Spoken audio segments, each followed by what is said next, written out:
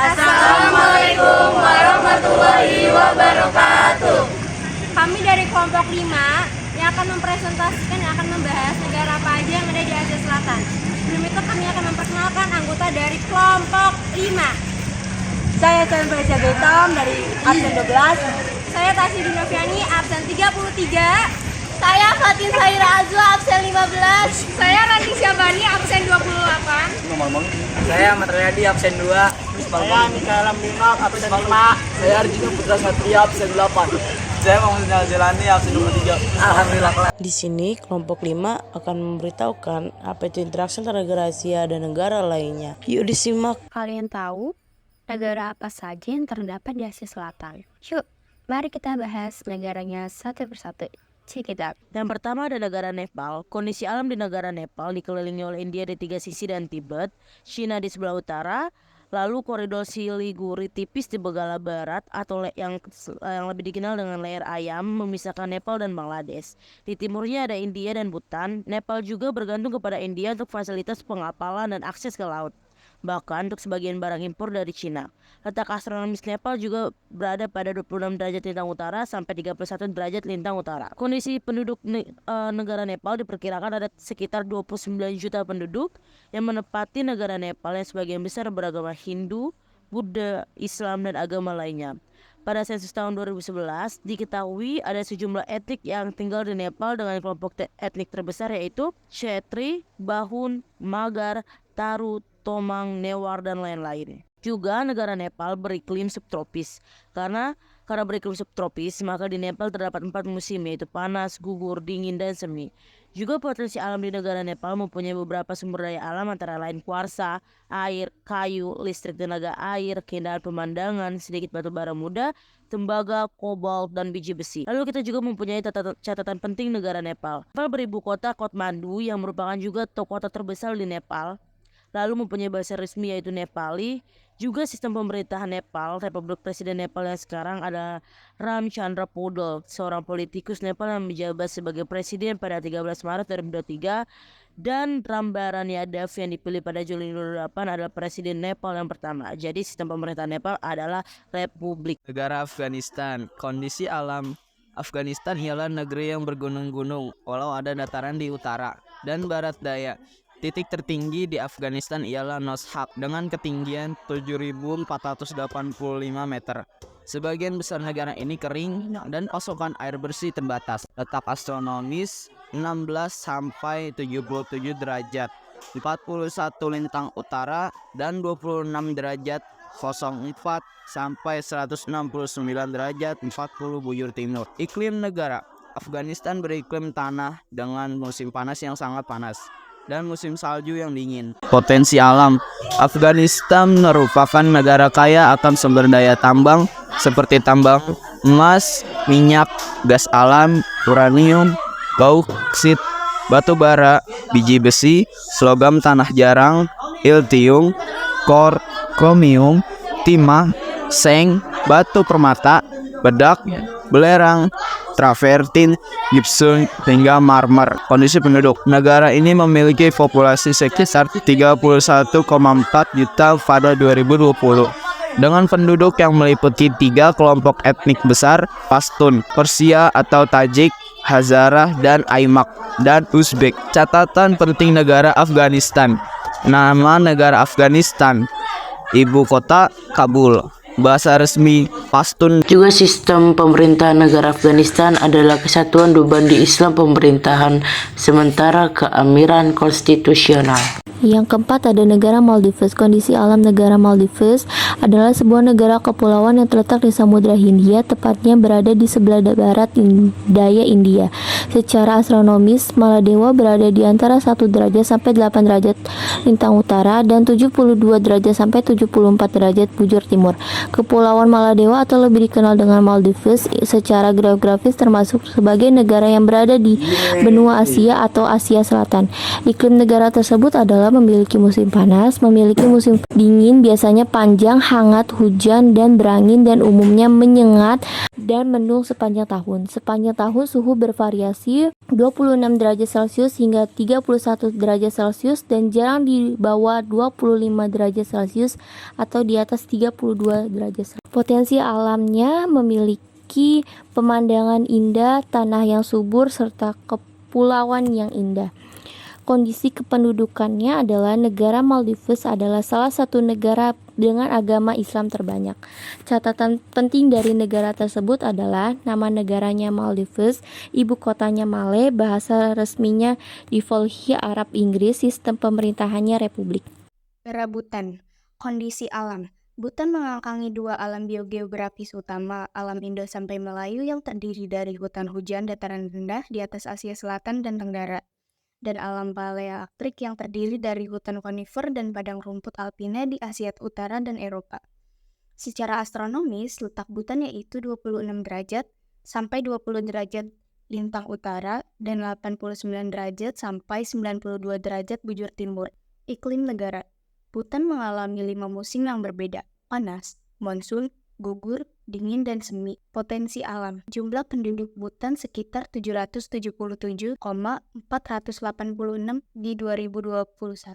Suku etnis yang menghuni negara Bhutan diantaranya adalah etnis Ngalok, juga dikenal sebagai etnis Bote, etnis Nepal, dan penduduk Nigger. Penganut agama negara Bhutan adalah warisan budaya Bhutan dan juga identitas rakyatnya. Kebebasan beragama diawasi oleh raja, sekitar 75% penduduk dari 770.000.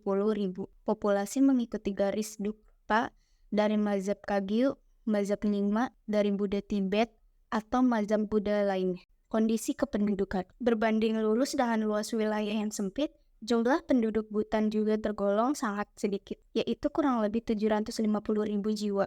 BBC 2018. Dengan kondisi penduduk yang sangat sedikit, Bhutan menjadi negara dengan kepadatan penduduk paling rendah dari seluruh negara di Asia Selatan. Chadeng dari Walchik 2018. Catatan penting negara Bhutan. Nama negara Bhutan, ibu kota Thimphu, bahasa resmi Dzongkha, sistem pemerintahan kerajaan. Negara Bangladesh. Kondisi alam Bangladesh adalah negara yang terletak di dataran rendah yang berhubungan dengan sungai-sungai. Negara ini berlokasi di Asia Selatan. Sebagian besar garis pantainya berupa hutan berawa sekitar 710 km di pesisir utara Teluk Bengal. Berada di dataran delta pada tempat pertemuan sungai Gangga atau Padma, Brahmaputra atau Yamuna, dan Meghna beserta anak sungainya. Tanah alluvium Bangladesh sangatlah subur, tetapi juga rawan terhadap ancaman banjir dan kekeringan. Secara astronomis, Bangladesh berada di antara 21,69 derajat lintang utara, 26,64 derajat lintang utara, dan di antara 87,9 derajat sampai dengan 92,46 derajat. Iklim negara dilalui oleh garis balik utara. Bangladesh memiliki iklim muson tropis yang dengan ciri-ciri antara lain hujan deras musiman, suhu yang tinggi, dan kelembapan yang tinggi. Potensi alam. 1. Sumber daya hutan. Salah satu sumber daya alam yang paling berharga di suatu negara adalah hutannya. 2. Gas alam. Sumber energi utama Bangladesh adalah gas alam yang menyumbang lebih dari 70% energi komersial negara dan pertama kali ditimbang pada abad ke-19. Jumlah penduduk Bangladesh diperkirakan berkisar antara 142 hingga 159 juta, sehingga menjadinya negara dengan jumlah penduduk terbesar ke-8 di dunia. Dengan luas sebesar 144 km, kepadatan penduduk Bangladesh sangatlah tinggi, yakni sekitar 1909,3 km. Catatan penting negara Bangladesh. Nama negara Bangladesh, ibu kota Dhaka, bahasa resmi Bangladesh Bengali atau Bangla.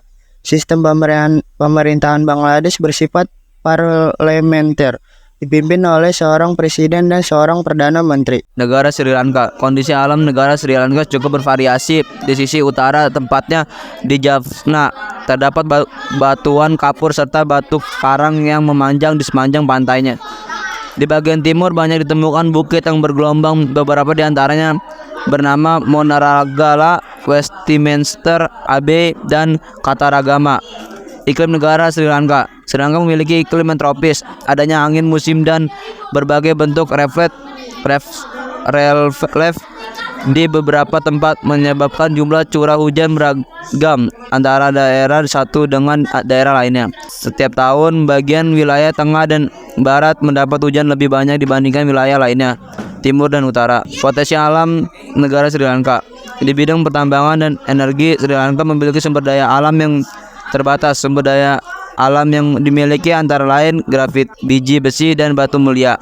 Kondisi kependudukan Sri Lanka.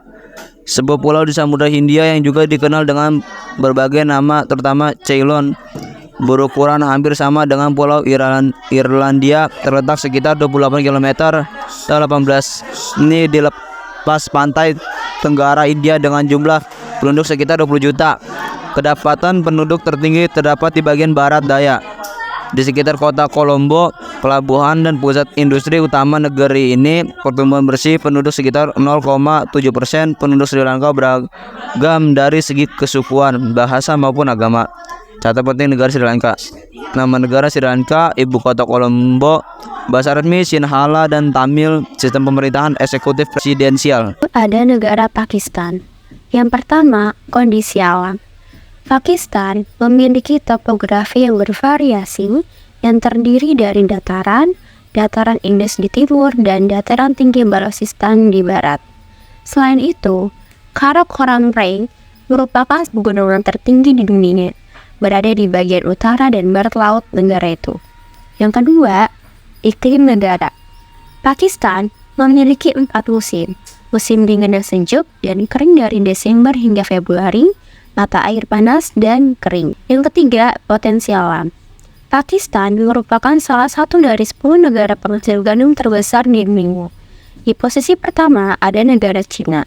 Posisi kedua dipegang oleh negara India. Posisi ketiga diduduki oleh negara Rusia. Selain itu, sebagai produsen gandum, Pakistan juga dikenal sebagai penghasil kapas, tebu, mangga, kurma, dan jeruk. Yang keempat, ada kondisi kependudukan. Negara yang mempunyai luas wilayah sekitar 796,95 km persegi dengan jumlah penduduk yang mencapai lebih dari 200 juta jiwa tersebut.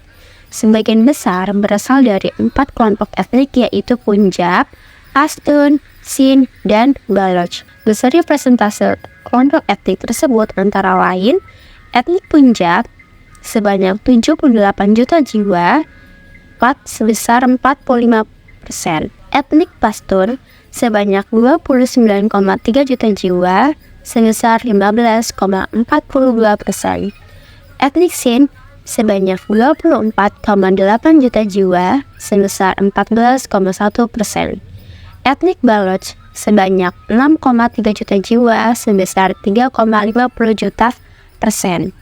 Ada juga kelompok yang berasal dari etnik minoritas seperti Khawas, Hazara, Balti, Gursoh, dan Gilgit. Dan terakhir, ada catatan penting tentang negara Pakistan. Nama negara adalah Pakistan, ibu kotanya adalah Islamabad, dan bahasa resmi yang dipakai adalah Urdu dan juga Inggris. Sistem pemerintahannya berbentuk federal republik parlementer yang demokratis, dengan Islam sebagai agama negara. Negara India. Kondisi alam di India, daerah pegunungan Himalaya, dataran rendah Gangga, dan semenanjung bagian selatan. Daerah pegunungan Himalaya terdiri dari deretan pegunungan dengan dataran tinggi dan lembah besar. Di antaranya dataran tinggi Kashmir dan lembah Kulu. Iklim negara di India. Iklim tropis panas musim semi, musim panas, musim hujan, dan musim gugur. Potensi alam di India: batu bara, biji besi, biji mangan, mika, bauksit, minyak bumi, biji titanium, kromit, gas alam, magnesit, batu kapur, tanah garapan, dolomit, barites, kaolin, gipsum, apatit, fosfat, steatit, dan fluorit. Kondisi kependudukan di India. Jumlah penduduk di India 1,408 miliar. Suku etnik seperti Australoid, Mongoloid, Europoid, Kaukasia, dan Negroid. Catatan penting negara India. Negara India, ibu kotanya New Delhi, bahasa resmi Hindi, sistem pemerintahan Republik Konstitusional. Nah, teman-teman, di sini ada dinamika kependudukan Asia Selatan. Asia Selatan itu sebuah wilayah geopolitik di bagian selatan benua Asia yang terdiri dari daerah-daerah di anak benua India dan sekitarnya. Wilayah ini juga dibatasi oleh Asia Barat, Tengah, Timur, dan Tenggara pastinya. Wilayah Asia Selatan juga meliputi 10% luas benua Asia, kira-kira sekitaran 4.480.000 km persegi. Tetapi populasinya mencakup 40% populasi Asia. Juga kebanyakan dari daerah itu mendapat pengaruh budaya dari India. Lalu ada pengaruh perubahan ruang dan interaksi antar ruang di Asia Selatan. Pengertian dari interaksi antar ruang adalah interaksi antar ruang merupakan pergerakan atau pergeseran sesuatu dari satu wilayah ke wilayah lain atau dari wilayah asal ke wilayah tujuan. Lalu ada pengertian ruang.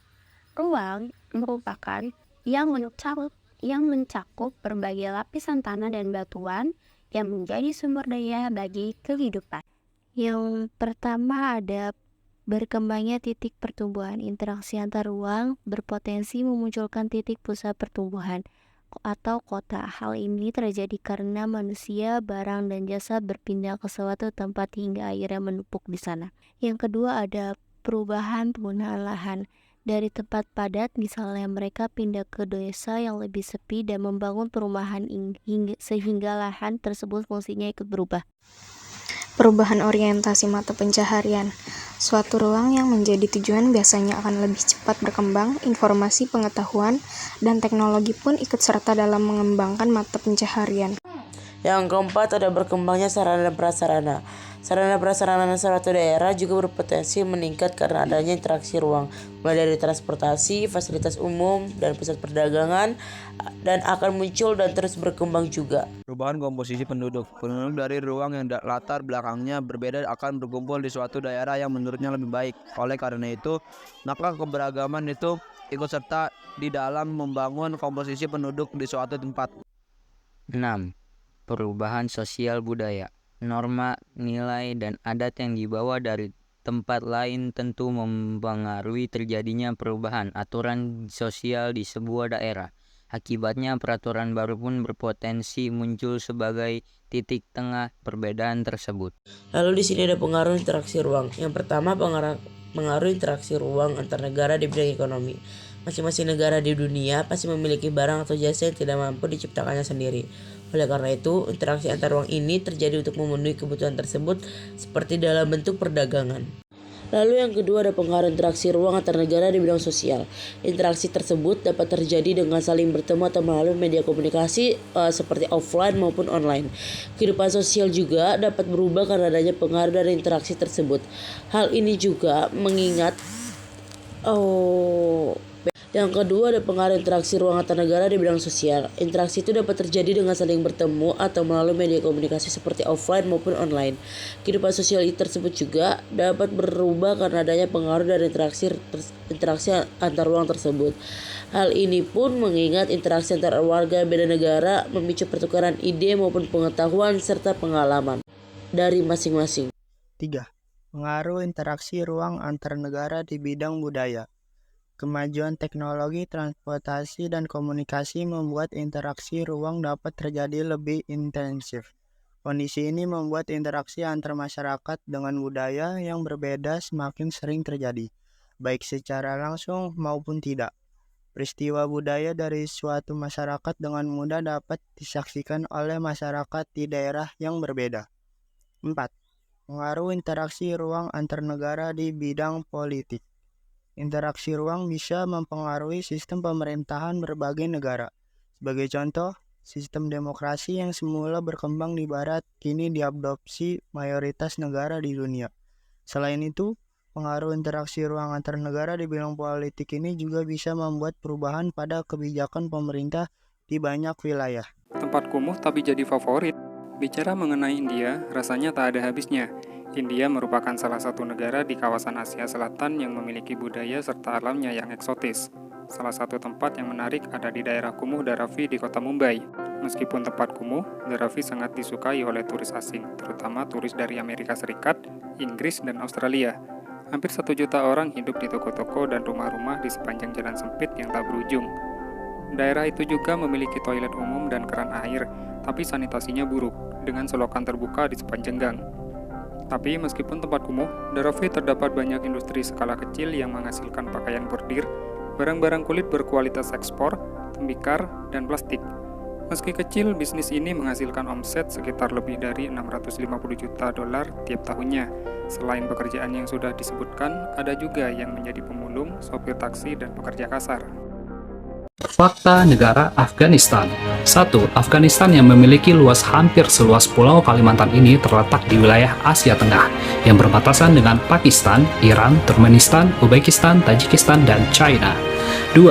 Sekitar 99% penduduknya beragama Islam. 3.